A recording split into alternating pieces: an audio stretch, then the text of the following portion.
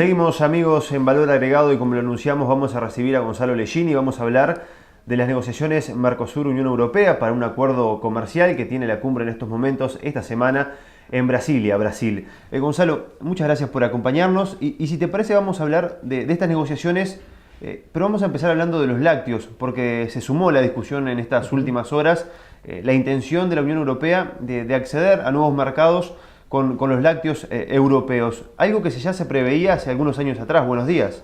Buenos días, muchas gracias por la invitación. Sí, básicamente podemos recordar en el año 2014 que me tocó hacer una presentación en Seminario de Lechería que organizaron ustedes en la ciudad de Florida, en el cual la presentación que hice en ese momento estaba relacionado con el tema de la eliminación de las cuotas en la Unión Europea y cómo eso, las cuotas lácteas y de producción, y cómo eso podía impactar básicamente hacia nosotros, ¿no? O sea, con una visión diferente, no estábamos pensando en las negociaciones Unión Europea-Mercosur. Pero parte de esa información que utilizamos en ese momento hoy nos va mostrando que básicamente la Unión Europea en ese proceso de eliminar las cuotas, que lo que hizo básicamente fue ir eliminando esos pequeños productores, lo que nosotros muchas veces consideramos como ineficientes en la producción. Estamos hablando a veces de tambo de 7, 8, 10, 12 vacas, los cuales sabemos que en Uruguay obviamente ese tipo de cosas prácticamente no funciona, pero en la Unión Europea sí eran sustentadas y tenían su manejo desde el punto de vista de las ayudas. La Unión Europea ayudaba a ese tipo de emprendimientos lecheros. Hoy eso prácticamente no existe. Eso llevó a una concentración en empresas mucho de mayor porte, y esas empresas de mayor porte obviamente tienen una capacidad de producción mayor, y el paso posterior a eso, ni que hablar, es salir hacia los mercados. O sea, no solo producir para lo local, sino tratar de salir al exterior. Y ya ahí la Unión Europea en documentos del año 2013 hacía mención que mercados posibles futuros eran lo que ellos llaman Próximo Oriente, África, Mediterránea, ¿verdad?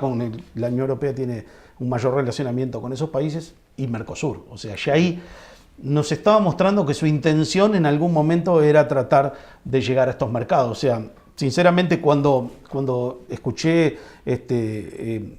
el posicionamiento de los lácteos y los vinos en la negociación, que básicamente lo que la Unión Europea pide mejorar el acceso, todavía no está muy claro qué definen ellos como mejorar el acceso, que puede ser muy amplio, es una frase muy amplia.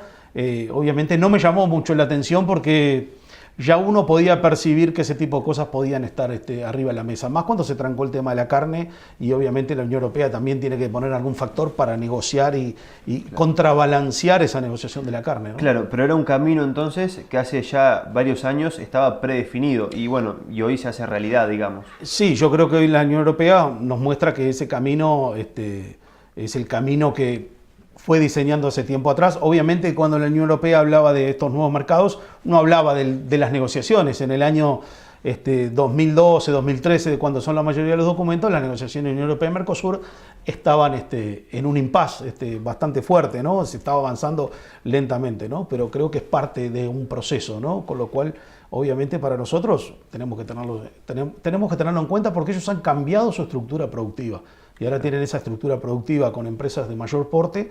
También se ha concentrado en los países más eficientes, ¿no? También ha pasado eso.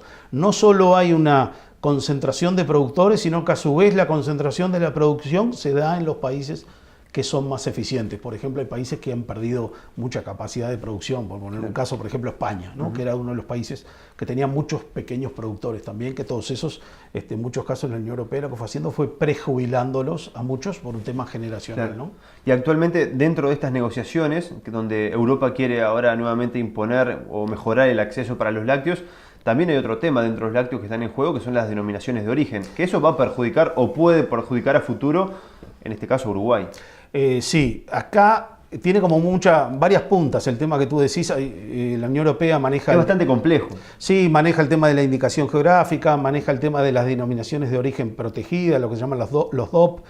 Tiene 2 o 3 instrumentos diferentes para proteger todo lo que es el tema de origen. En el caso de los lácteos, las denominaciones de origen protegidas, que obviamente la Unión Europea las hace pesar en la negociación. Es más, es de las cosas que menos se habla, pero es en las cuales la Unión Europea, diría yo, afloja menos, claro, en esa para negociación. Poner un ejemplo, es el caso de, no sé, de los quesos, que muchas veces tienen nombres italianos. Exacto. Y bueno, incide en eso.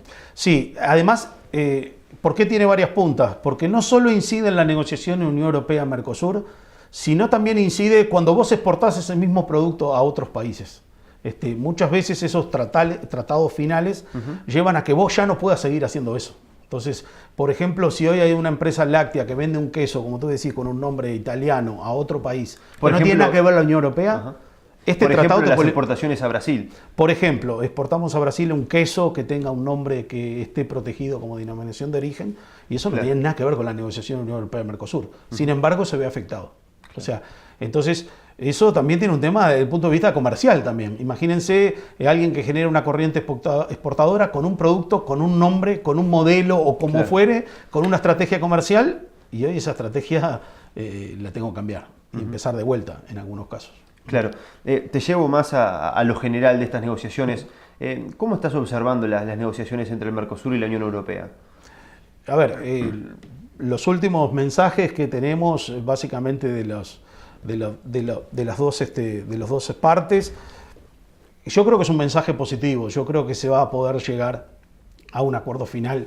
Si no sea en diciembre, sea enero, febrero o marzo, pero la idea de ellos es básicamente aprovechar diciembre, ¿verdad? Tenemos la cumbre en Argentina de la Organización Mundial de Comercio, en la cual también se está buscando como relanzar las negociaciones multilaterales de la Organización Mundial de Comercio, y ese es como un momento, un escenario para dar una noticia de ese tipo.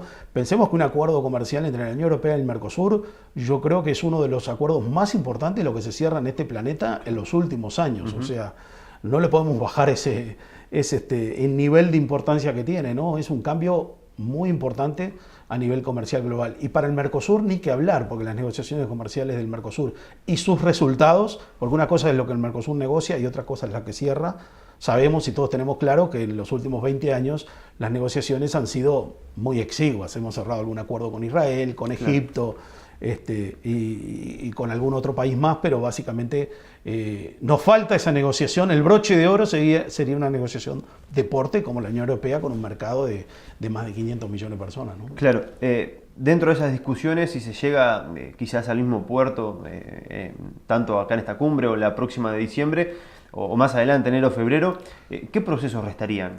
Bueno, después obviamente lleva un proceso de ratificación que es largo, ¿no? Ahí también ese es un tema importante. Muchas veces, seguramente si llegamos al final, vamos a escuchar o leer en la prensa que, bueno, se cerró el acuerdo entre la Unión Europea y el Mercosur, lo cual sería una noticia altamente positiva, pero después viene un proceso que es largo, que es de ratificación en los países, ¿no? Recordemos que ese tipo de tratados van al Parlamento, se discuten, se transforman en una ley, es un tratado internacional y eso lleva su tiempo.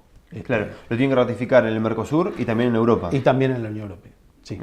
¿Y eso puede llevar nuevamente a discusiones sí, claro, o a intercambiar nuevamente información o generar negociaciones nuevas? No, mayormente el punto es, después que se cierra el texto del acuerdo, en este caso, los parlamentos lo que van a ratificar es el texto como está, sí o no, básicamente. Eso...